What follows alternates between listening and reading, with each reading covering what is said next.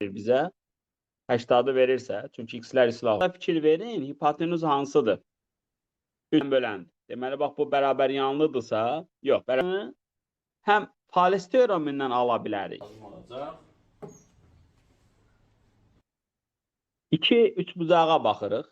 Yapılacaq, burada B deməliyik əslində biz. Eyniyə bilərik. Z-dən burada 35 olur, buradan olur 35. Bunu mən sizə tapşırmışdım ki, müəllimlər. Bir qayda olaraq nəyi tətbiq eləyirəm? İkinci diaqonal çəkiləndir. Gələk ikinci suala.